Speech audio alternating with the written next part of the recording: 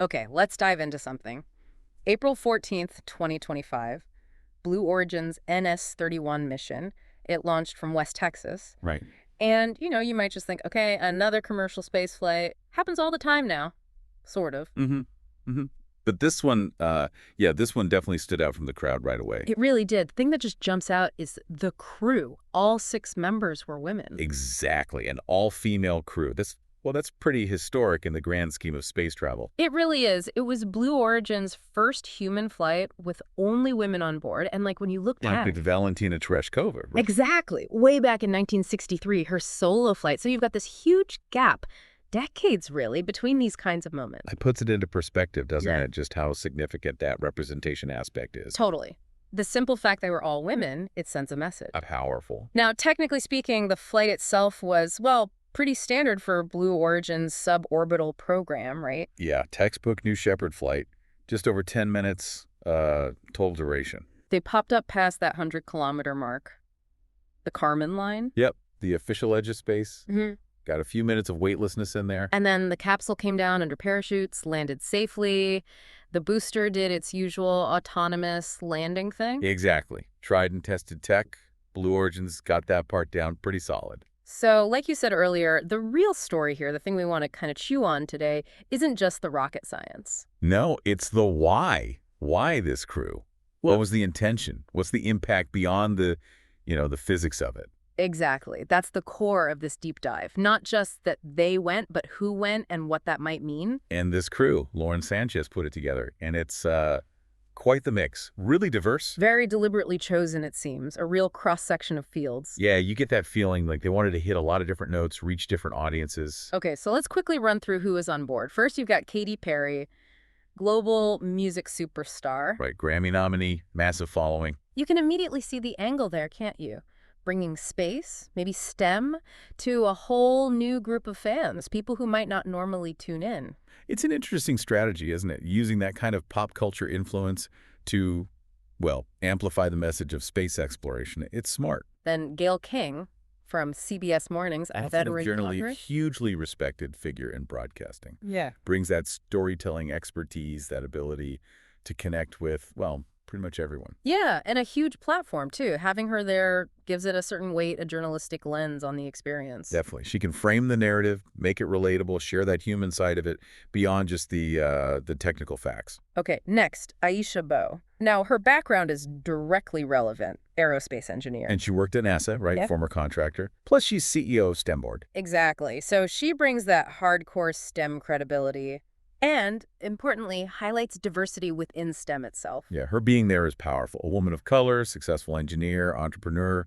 It's a very direct kind of role model. Shows what's possible. Absolutely crucial. Then Amanda Nguyen, a civil rights activist, Nobel Peace Prize nominee even. And involved in space policy, too, which is fascinating. Right, and apparently she actually did some bioastronautics research during those few minutes of microgravity. Wow, really? That's multitasking. Isn't it? It shows how different fields can intersect up there. Activism, science, policy. It really broadens the idea of who contributes to space, doesn't it? What kind of questions someone like her might ask in that environment. Makes you wonder. Okay, then Carrie-Anne Flynn, a film producer and philanthropist. Mm-hmm. Her angle seems to be more about the story we tell about space, shaping that cultural narrative. Making sure it's inclusive, maybe, that the stories resonate widely. Seems like it. Having a filmmaker involved suggests they were thinking very consciously about how this mission would be perceived and remembered, crafting the story. And finally, Lauren Sanchez herself, journalist, pilot, vice chair of the Bezos Earth Fund, and the one who basically organized this whole thing. Right. She was the driving force, the curator. Yeah. And she went up too. It connects the flight directly to those bigger picture goals, like social impact, inspiration. Her being both organizer and participant really underlines that commitment, I think. It's not just talk. She's actively involved. So when you look at all 6, it's a really compelling group, doesn't it? It feels very, very intentional, like you said, not just random seats on a rocket. No, it feels like a statement, a curated message sent via suborbital spaceflight. Exactly. The diversity feels like the point, Mm-hmm. broadening the horizon of who belongs in that picture. And speaking of the picture, another detail that caught my eye, the flight suits. Oh, yeah, that was interesting. Not your standard NASA-style gear. Custom designs by Oscar de la Renta's designers, Fernando Garcia and Laura Kim.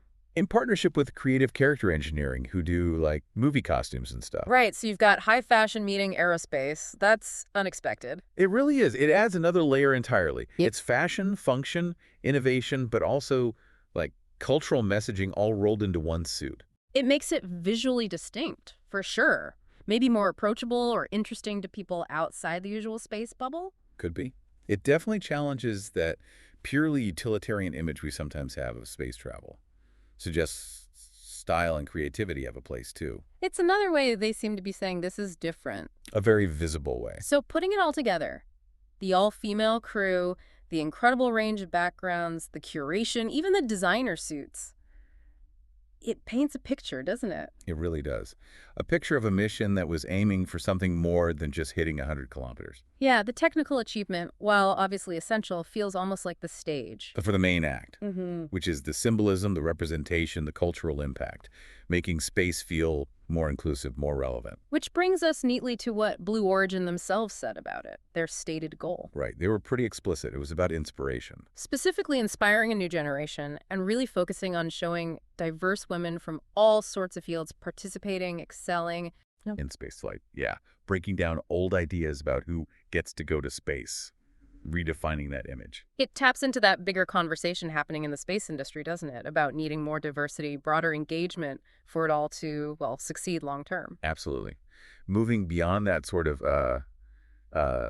right stuff, astronaut mold is seen as pretty vital now. You need different perspectives, wider talent pools. It feels like they're saying, look, it's not just test pilots and PhDs anymore, which obviously it hasn't been for a while, but this really drives it home. Yeah, it opens the door wider, showing people in entertainment, media, activism alongside the engineer. It makes the whole idea of space potentially feel more attainable, maybe, more connected to different kinds of aspirations. So yeah, definitely not just a joyride for some famous faces. It seems like a very calculated move. A carefully constructed event designed to send a clear message about inclusion, about the future, about who gets inspired. The interesting thing now is what happens next. What's the actual effect? That's the million-dollar question, isn't it? Will seeing these women, this particular group, actually spark something tangible? More girls pursuing STEM? Or broader conversations about access, about equity and who gets to participate in this next era of space exploration. Those are the conversations this kind of mission is clearly designed to provoke. It puts those questions right out there. Which leads us to our final thought for everyone listening. When you consider this specific crew, Katie Carey, Gail King, Aisha Bowe, Amanda Nguyen, Carrie-Anne Flynn, Lauren Sanchez, and the mission's explicit aim, That focus on inspiration and inclusion. what specific impact do you think a flight like this might actually have? How might it genuinely shift perceptions about who belongs in space or who might be inspired to get involved in the future? And maybe think about what kinds of conversations this could spark in different communities, different groups. Why might those conversations matter? Yeah, lots to chew on there. Something beyond the booster landings and microgravity. Definitely food for thought.